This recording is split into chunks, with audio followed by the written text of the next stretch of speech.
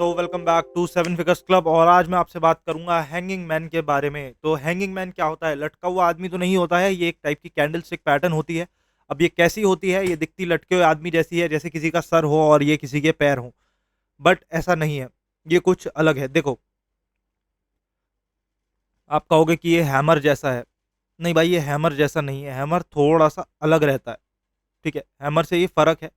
अब फर्क क्या है भाई? ये ऊपर को बनता है, ये बनता है ऊपर को, और ये होता है किसी भी कलर का हो सकता है। ठीक है, could be of any colour. और ये ऊपर बनता है, वो हैमर चार्ट के नीचे की साइड बनता है, बट ये चार्ट में ऊपर की साइड बनता है। अब आप यहाँ पे देख सकते हो, यहाँ पे अलग अलग तरीके का है, मतलब एक ही होता है। देखो, ठीक है, यहाँ पे आप देख पा रहे हो, यहाँ पे प्रेशर फिर से खत्म हो रहा है, बिल्कुल खत्म हो रहा है। अब ये कैसे खत्म हो रहा है? देखो, पहले आपको कैंडल आइडेंटिफाई करनी है। इसके कलर से फर्क नहीं पड़ता। अगर ये चार्ट में ऊपर बनी है, इसका कलर इतना डिटर्मिनेशन नहीं देता है।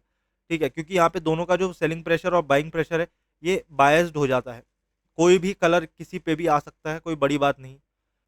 ठीक है, समझ पा रहे हो बात को? तो अब ये पहली बात, तो इसका मेन जो कैरेक्टरिस्टिक है वो है कि first of all at the top of chart, सबसे पहला इसका at the top of chart रहता है।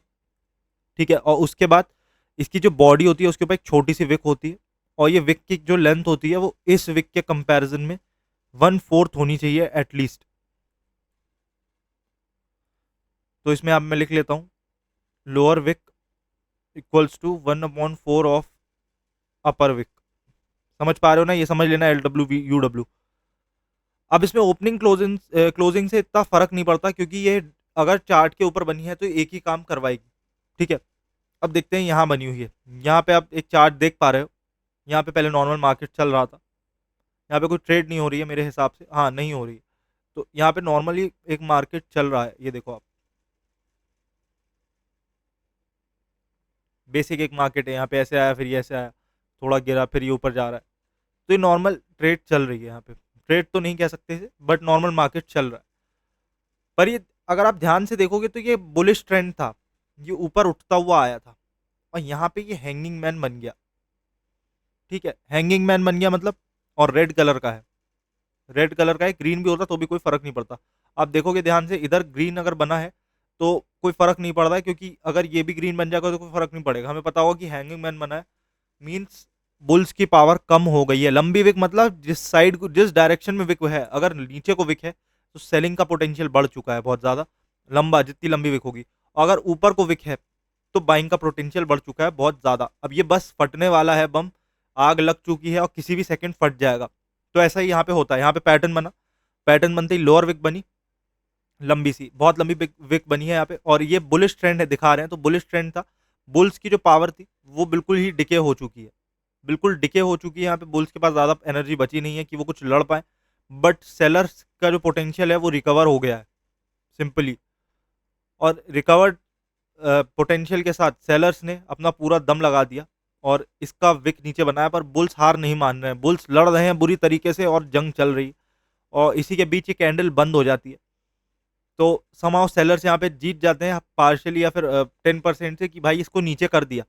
और नीचे तो कर दिया उसका क्लोजिंग, पर उसके साथ साथ जो बड़ी विक बना दी है ना, उससे इन्होंने बुल्स के मन में डर बना दिया, और जो हमारे बियर्स हैं वो सारे बहुत खुश हैं। और नेक्स्ट से नेक्स्ट कैंडल पे ये चीज़ स्टार्ट हो जाती है कि हर आदमी यहाँ पे पैसे इन्वेस्ट करना शुरू कर देता है। पैसे, ये जो जो भी शेयर है, जैसे तो हम बिटकॉइन का देख रहे हैं, तो उसको बुरी तरीके से खरीदना शुरू कर देता है, और इसका जो प्राइस है, या फिर सॉरी, बेचना शुरू कर देता है, सेलिंग, और वो बुरी तरीके से नीचे को गिर पड़ता है सिंपली। और देख रहे हो आप कितना नीचे तक आया है वो, बहुत ही ज्यादा बुरी तरीके से, जिसे कहते हैं ये गिरते हुए आया है। हमें दिख भी, हम समझ भी नहीं सकते कि भाई बिटकॉइन इतना बुरी तरीके से गिर सकता है, बट वो गिरा है।